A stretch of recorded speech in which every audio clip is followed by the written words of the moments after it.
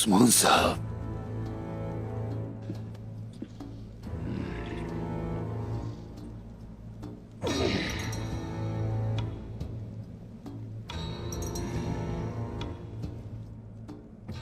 मैंने सुना था कि तुम मुझसे भागने वाले बाज़ंतीनियों के कत्ल में मुलव्विस थे। क्या हुआ? क्या तोगाय ने यहां तुम्हें नेकी का वादा करने भेजा है?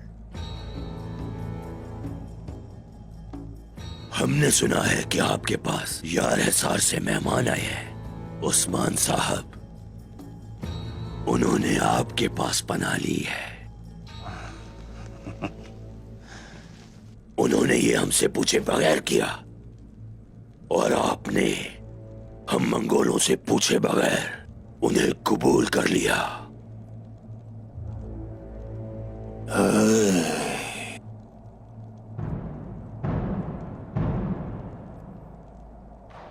वाह वाह वाह वाह।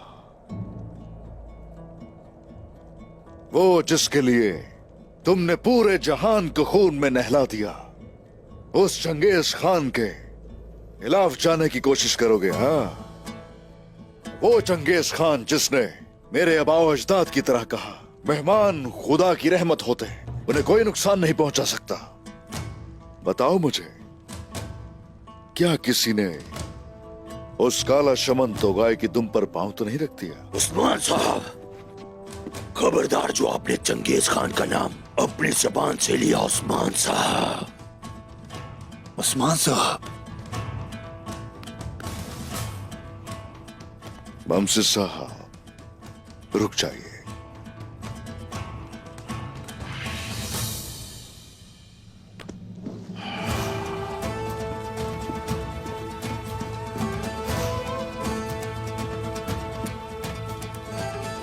तुर्कों को मत छुओ जब तक वो तुम्हें न छुए। चंगेज खान के अकवाल में से एक कौल ये भी है जो तोगाय को याद दिलाऊंगा। अगर किसी ने मेरे यहां पनाह लेने वालों पे नजर रखी तो याद रखना कि उसका सर कलम करने से भी पहले उसकी आंखें नोच ली जाएंगी। अगर आपने हमें यार हिसार के लोग जो आपकी पनाह में हैं वो ना दिए, हम आपके कबीले को तहस नहस कर देंगे। उस्मान साहब,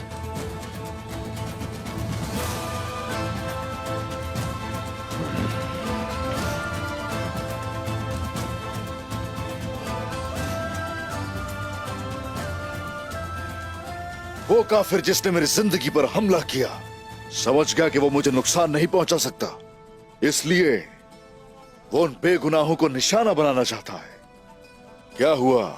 अब तुम लोग निकोला के करीब होना चाहते हो, वो भी सिर्फ अपनी ताकत को बहाल करने के लिए? या फिर वो सोना चाहिए जो इस वक्त खानाटे के खजानों में है? हाँ, बताओ मुझे।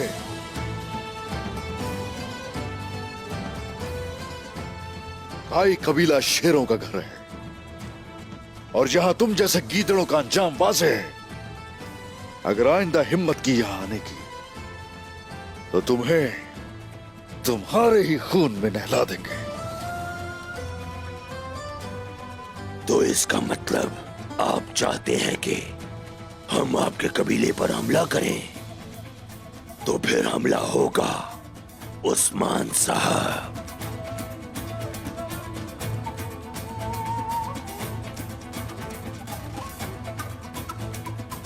बमसे साहब, तो क्या आप इसे कुछ कहना चाहते हैं? हाँ, कहना है उस्मान साहब, कहना है। तो गाय को सलाम भेजना चाहता हूं। मैं उसे कहूंगा कि अब्दुल रहमान गाजी का इंतकाम लिया जाएगा।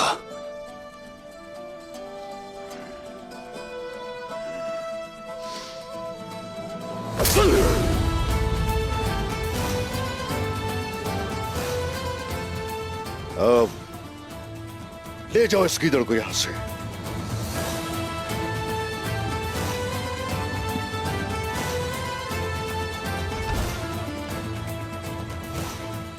अब्दुर्रहमान गाजी का इंतकाम लिया जाएगा बमसद साहब, आप इसकी फिक्र मत कीजिए। मुझे मालूम है उस्मान साहब, अल्लाह के हुक्म से।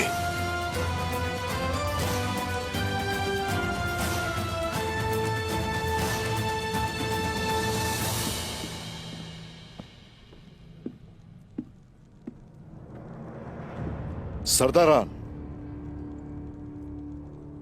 आपकी राय क्या है, मुझे बताइए। जाहिर है कि ये लगान का मसला है और गेहातू उनके पीछे है। तो गाय को तो हम रोक सकते हैं, लेकिन अगर गेहातू खुद यहां आ गया तो क्या होगा? नहीं, वो पहले ही मुसीबतों से दो चार है। इतनी परेशानियों के साथ वो यहां हरगिज नहीं आएगा।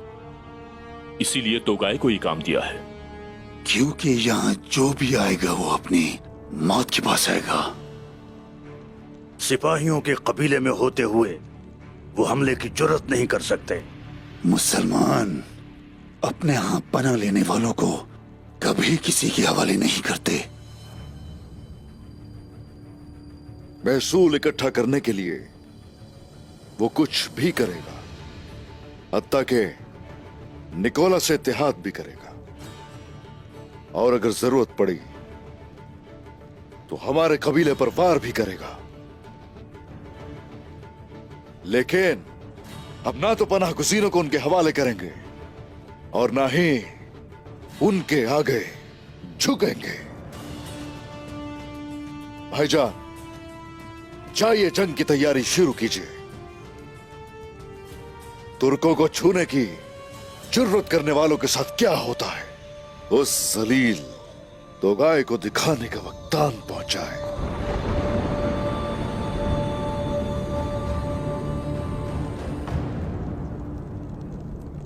उस्मान पनाहगुज़ी नहीं देगा, मैं उसे कायल ना कर सका।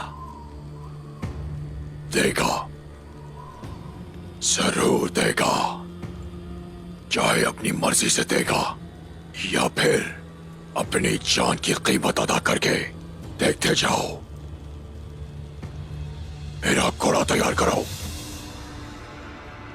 अब मैं उस्मान को वो दिखाऊंगा जो उसने कभी इस बारे में सोचा भी नहीं होगा। जामुआ, निकोला फिर से हमें देखकर बहुत खुश होगा। मुझे यकीन है। निकोला लगता है कायल हो गया, लेकिन हमें कुछ ज्यादा मुहतात रहने की जरूरत है। उस्मान साहब की खुली हिमायत में एहतियात लाजिम है। हमें हर तरफ से आंखें खुली रखनी होंगी। क्या हिकमत अमली हो बाबा? कुछ वक्त के लिए हमें उनकी नजरों से ओझल होना होगा, वरना हमारी तिजारती हिकमत अमली और इनगोल में घुसने का मंसूबा दोनों नाकाम हो सकते हैं।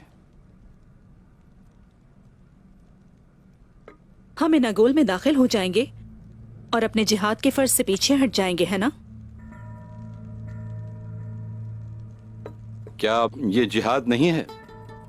असल जिहाद दुश्मन के दिल में घुसकर एक ही बार उसको जड़ से खत्म कर देना है। आप बेहतर जानते हैं बाबा। तुम्हारी सूरत हाल कुछ मुख्तलिफ है। वो कैसे बाबा? क्योंकि पहले तुम्हें कभी मेरे फैसलों पर एतराज नहीं हुआ। मतलब पहले मैंने अपना फर्ज सही तरीके से नहीं निभाया क्या? मेरा फर्ज आपके लिए गड्ढा खोदना नहीं है। सरदार के हर फैसले पर जो ठीक है कहते हैं, वो दरअसल उसके लिए गड्ढा खोदते हैं। तुम जानती हो मुझे किस बात का सबसे ज्यादा फख्र है? मुझे फख्र है तुम्हारी परवरिश पर।